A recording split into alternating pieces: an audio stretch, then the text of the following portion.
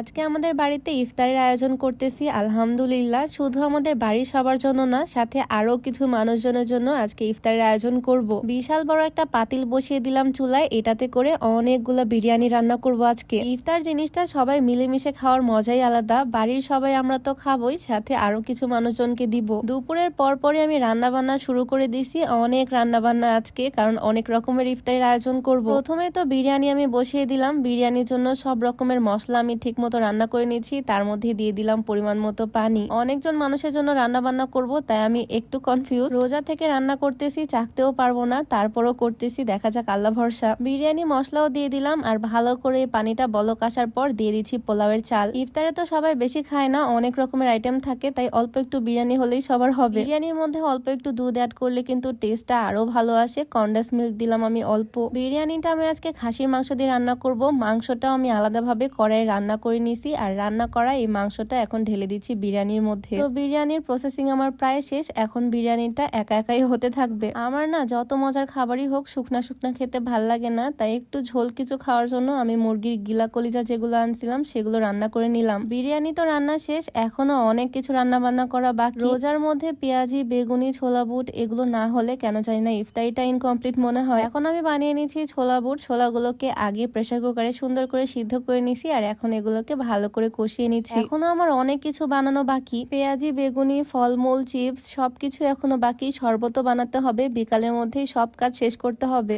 যাই হোক, আমার রান্না বান্নাতে ব্যাক করি। ছোলা বুট রান্না করতেছিলাম, তার মধ্যে দিয়ে দিলাম খানিকটা বেসন। বেসন দিলে জিনিসটা খুব সুন্দর ঘন হয়ে আসে। অল্প একটু গরম পানি দিয়ে ভালো করে নাড়াচাড়া করে আমি এটা নামিয়ে নিলাম। আমার তো ছোলা বুট রান্না একদম কমপ্লিট। এখন আমি করব ভাজা পোড়া আইটেম, মানে পেঁয়াজি বানাবো আর বেগুনি। পেঁয়াজি বানানোর জন্য ডাল বেটে নিছি, পেঁয়াজ, মরিচ, মশলা সবকিছু এখানে মিক্স করে নিছি হাত দিয়ে। আমরা পেঁয়াজিটাকে মাঝে মাঝে বলি ডালের বড়া, মাঝে মাঝে বলি পেঁয়াজি। যাই হোক, জিনিসটা কিন্তু একই। কড়াইয়ের মধ্যে আমি তেল গরম করতে দিয়ে তার মধ্যে বড়াগুলো দিয়ে দিচ্ছি। ইফতারে এই ভাজা পোড়া জিনিসগুলো আমরা বাঙালিরা খুব খাই। সারাদিন রোজা রাখি আর ইফতারে এসে এসব ভাজা পোড়া খাই, কি আর করার। জন্ম থেকে প্রত্যেকটা বছর খেয়ে আসতেছি, এইটা এখন অভ্যাসে পরিণত হয়ে গেছে। ইফতারে পেঁয়াজি, বেগুনি না থাকলে কেন জানি না ভালোই লাগে না। তবে আমি তো এগুলো বাড়িতেই ভাজতেছি। দোকানের তেলে ভাজা জিনিসগুলোর থেকে বাসায় করাটা তো একটু হলেও স্বাস্থ্যকর। পেঁয়াজি তো বানিয়ে ফেলছি, এখন বানাচ্ছি বেগুনি। বেগুনগুলোকে কেটে নিছি, লবণ মাখিয়ে নিছি, আর এখন বেসনের ব্যাটারের মধ্যে চুবিয়ে চুবিয়ে ছেড়ে দিচ্ছি গরম তেলে। ভাজা পোড়া জিনিসের মধ্যে আমার সবচেয়ে পছন্দ হচ্ছে বেগুনি। আমার তো রান্না বান্না করতে করতে প্রায় বিকাল হয়ে গেছে,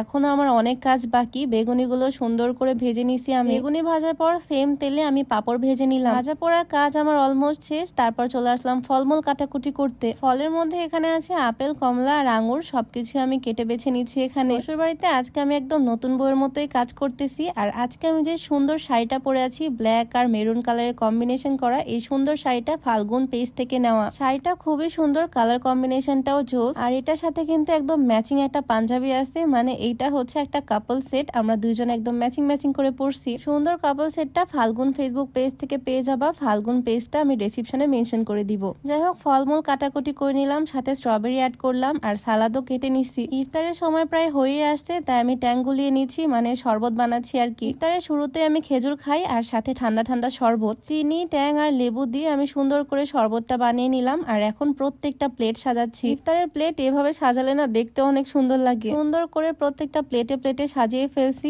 এই ছিল আজকে আমাদের প্রথম রমজানের প্রথম ইফতার, আলহামদুলিল্লাহ। আজকে ছোট ভিডিওটা এখানেই শেষ করছি। সবাই ভালো থাকো, আল্লাহ হাফেজ।